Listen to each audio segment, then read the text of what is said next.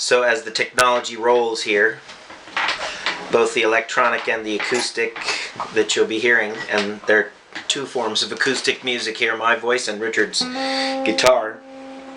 We're going to talk about the impacts that free energy will have on society.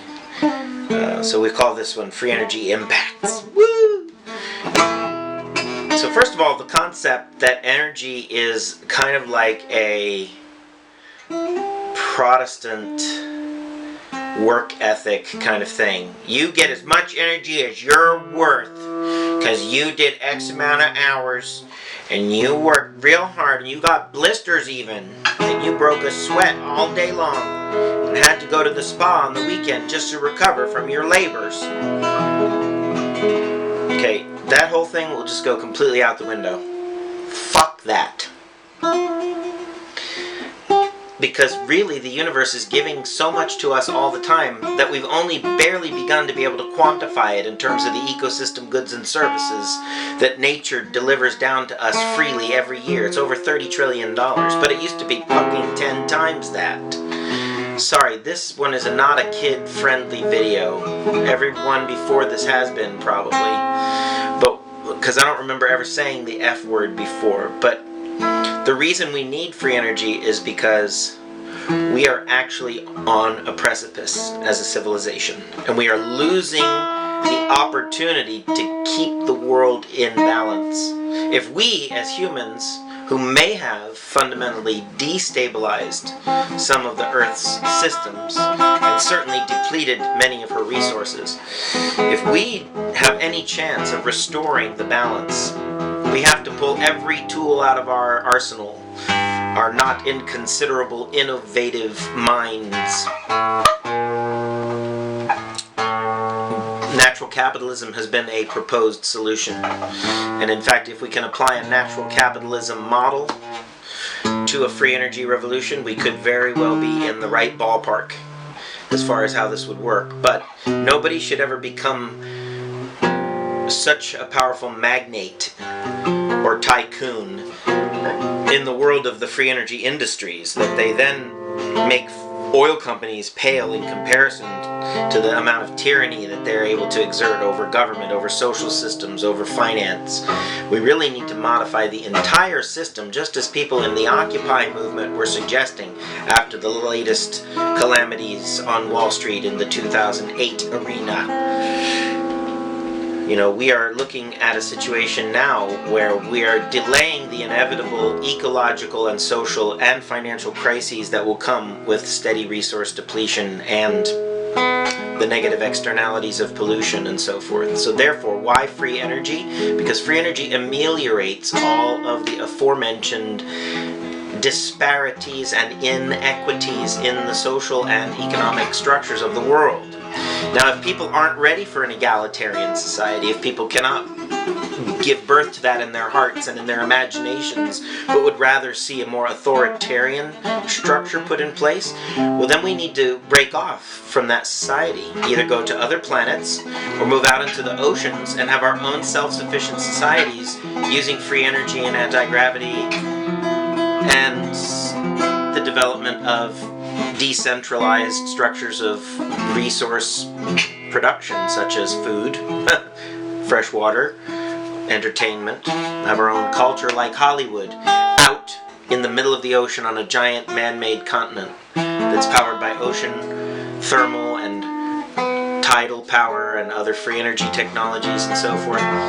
But more to the point, able to withstand the pressures of what used to be an encapsulating society and is now only a satellite society. The one that's destroying itself through disaster capitalism can become a satellite entity to our own eco-social development. And therefore we are charting a different course, not one that's going to crash land in the middle of a desert somewhere. The desert of climate change, the desert of insufficient preparation and insufficient imagination to overcome the self-created problems that humanity has set before itself and its next coming generations. Therefore, free energy is an ameliorative solution to all of those grave crises that do threaten those future generations. And why? Because when you go to clean up someplace, okay, it becomes a bioremediative event. You are not polluting on your way to go clean out the oil pits of the Ecuadorian jungles that were left behind from oil exploration that are now poisoning people downstream. What about getting rid of the slag from the Fukushima disaster? What kind of advances in technology and social cooperation and industrial fortitude need to be enacted to and established to tackle those problems? Do we always want to be eating radioactive seafood from now on? I guess we'll become a society of mutants at that point. GMOs and radiation? Sounds good. For the Jedi, it is time to eat as well. Yes, only a Jedi can transmute all that crap. And only a Jedi can create a free energy machine. Uh-oh, now I have borrowed a copyrighted term from the Lucasfilm Group. But ladies and gentlemen, I'm not a Jedi. I am a mere human who sometimes wears a jade necklace to remind him that powers greater than himself exist in the fabric of the society and in the fabric of the human heart and in the material objects of the world. Like a guitar.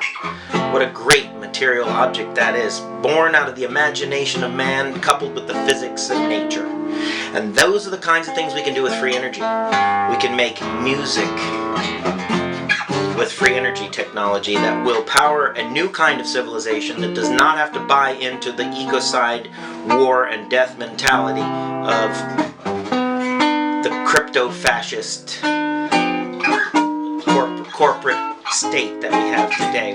We don't need that. We don't need globalism if that's what it's going to metastasize into. Therefore, independent, loosely knit federations of alternative and non-aligned nations that form their own free energy economy. That's a very good plan, don't you think? We need to know that time is on our side. We need to know that the future is smiling on us for even having these ideas at this time. Yes, we could try to heal the body politic and the people of the world with the inspiration developed out of these virtually autonomous communities. It may be like exploring the moon, but on Earth, right? You go to an extraterrestrial environment, but it's still on the planet.